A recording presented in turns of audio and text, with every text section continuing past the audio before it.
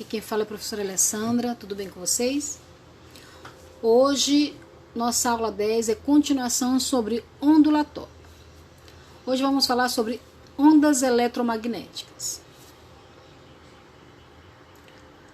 A luz visível, o infravermelho, os raios ultravioletas, os raios X, são exemplos diferentes de um mesmo tipo de fenômeno, as ondas eletromagnéticas. Diferente do som, as ondas eletromagnéticas são transversais e podem se propagar no vácuo. A origem delas também é diferente. São formadas pela oscilação de cargas elétricas, como os elétrons. No vácuo, todas as ondas eletromagnéticas se deslocam com a mesma velocidade, conhecida como velocidade da luz, que é aproximadamente 3 vezes 10 elevado a 8 metros por segundo, equivalente a 300 mil quilômetros por segundo. Assim como existe um espectro sonoro, existe também um espectro eletromagnético, representado na figura abaixo. Note que a fração que enxergamos, chamada de espectro visível, é relativamente pequena comparada com o espectro completo, correspondendo aproximadamente à faixa com a frequência entre 430 THz a 770 THz. Em termos de comprimento de onda, o espectro visível compreende ondas entre 390 nanômetro a 700 nanômetro, como a gente está vendo aqui, correspondendo aqui. Então, você pode observar que o espectro visível ele está entre o infravermelho, o espectro infravermelho e o ultravioleta, certo? Então você observa que é uma área pequena. Então é essa área correspondente ao espectro eletromagnético que é visível ao olho nu, é o que nós conseguimos enxergar. O espectro infravermelho, do micro-ondas, das ondas de rádio, do ultravioleta, raios-x e raios gamas não são visíveis, tá? Não são visíveis a olho humano. Vamos falar dessas características das ondas eletromagnéticas, que é a reflexão. Reflexão. Assim como as ondas sonoras podem ser refletidas ao atingir uma superfície, o mesmo pode ocorrer com as ondas eletromagnéticas. Dependendo da superfície, a reflexão ela pode ser regular ou difusa. Vamos analisar o exemplo em que envolve a luz visível. Aqui nós podemos enxergar. Ao incidir sobre as superfícies planas e lisas, como no caso de um espelho ou metais polidos, os raios luminosos sofrem a reflexão regular, isto é, são refletidos de maneira ordenada. É por esse motivo, pessoal, que nós conseguimos visualizar nitidamente os reflexos em um espelho. A figura A mostra o que isso acontece, a reflexão regular, tá? Ok? A figura A mostra bem o que acontece, como acontece no espelho. A reflexão difusa, ela ocorre quando os raios luminosos incidem sobre superfícies irregulares, como uma parede ou uma página de um livro. Aqui também a tela do computador, do celular que vocês estão usando. Neste caso, eles são refletidos em direções diferentes, de maneira desordenada. Por esse motivo, não conseguimos enxergar reflexos olhando para uma parede pintada. Ok? Então, a figura B aqui mostra o que acontece com uma parede, com um caderno, tá certo?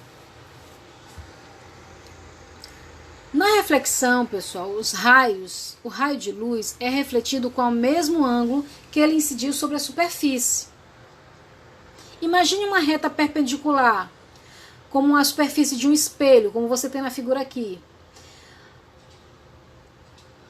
O raio que atravessa exatamente no ponto em que o raio de luz incide. O raio incidente forma com essa reta, a reta normal, é o ângulo igual ao ângulo que o raio refletido é sobre ela mesma. O que acontece aqui? Ó, observe bem essa figura. O raio incidente, ele é o quê? Ele tem o mesmo ângulo do raio refletido. O I é igual ao R. Tá?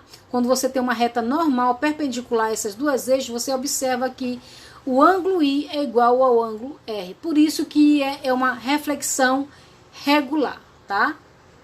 Em espelhos planos, as imagens refletidas não alteram a forma nem o tamanho do objeto, ao contrário do que ocorre em espelhos esféricos. Nos espelhos convexos, por exemplo, as imagens refletidas são menores que os objetos reais. Pessoal, você lembra de uma colher. A parte interna da colher, a parte que você pega a comida, é o quê? É um metal que reflete, né? Que reflete, seria um espelho convexo, certo? Convexo. Então, o que acontece com a concha da colher, a parte interna da concha da colher? A imagem refletida sempre vai ser menor do que o real. Agora, a parte de trás da colher, que seria uma parte côncava, certo?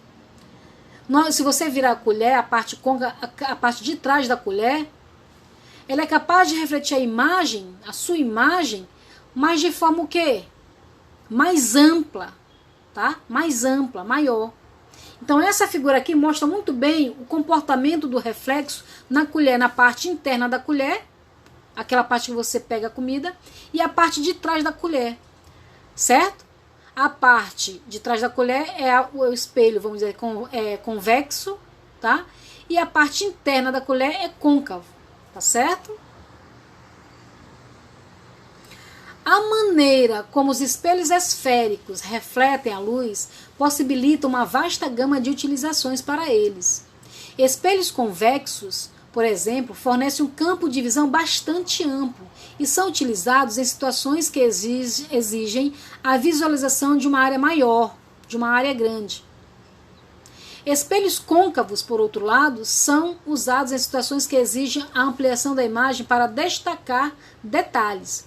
Aqui você tem a figura A, esse espelho A, ele é o quê? Ele é côncavo, certo? Ele é côncavo, por quê? Porque ele dá uma visibilidade menor, pequena dos objetos, mas com uma amplitude maior, tá? A imagem é reduzida, mas pega um campo de visão maior, tá? Enquanto esse aparelhinho aqui, esse espelho côncavo, do dentista, né, do aparelho do dentista, ele amplia a imagem, fazendo com que o dentista possa visualizar melhor, né, se existe algum problema no dente, certo? A figura A, ela é convexa, a figura B, ela é côncava, tá certo? Olha, num telescópio, que você pode ver internamente, ele tem um espelho côncavo, certo? Que tem a função de quê? De ampliar a imagem, tá certo? E também tem um espelho plano. Tanto é que você não vê um telescópio diretamente de uma extremidade à outra. Ele existe, a parte visível é na parte superior, como está mostrado aqui, certo? Porque precisa do espelho plano para fazer com que a luz incida sobre esse espelho plano e chegue até o espelho côncavo para você visualizar o objeto, o sol, a lua, enfim, qualquer coisa lá no espaço. Agora sobre as percepções de cores. Ao longo do espectro visível, ondas com diferentes comprimentos são percebidas pelas pessoas com visão normal como cores diferentes. As ondas luminosas de menor comprimento estão na faixa do violeta. Aquelas com maior comprimento correspondem aos tons de vermelho. A figura a seguir, ela representa uma escala aproximada das cores e comprimento de ondas correspondentes. Observe aqui. Essas são as escalas de cores, tá? Dos espectros de ondas eletromagnéticas. Vamos ver como se comporta a questão dos nossos olhos. A retina do olho humano possui dois tipos principais de células, que captam os estímulos luminosos e geram sinais que são transmitidos ao cérebro. Os bastonetes relacionados à percepção da intensidade luminosa, claro e escuro, e os cones relacionados à percepção de cores. Existem 3 tipos de cones, e cada um deles é muito sensível a um comprimento de onda de 700 nanômetros, 550 nanômetros ou 450 nanômetros. Esses comprimentos de onda correspondem, respectivamente, às 3 cores primárias, que é o vermelho, verde e azul. Todas as demais cores são formadas por combinações das cores primárias, tá? Do verde, vermelho e azul. Ondas luminosas com comprimento de 600 nanômetros, por exemplo, podem estimular tanto as cones mais sensíveis ao verde quanto aqueles sensíveis ao vermelho. No nosso cérebro, essa informação é interpretada como a cor amarela. Da mesma maneira, quando a retina recebe simultaneamente ondas correspondentes ao verde, que é 550 nanômetros, e ao vermelho, que é 700 nanômetros. O cérebro ele interpreta também a cor amarela.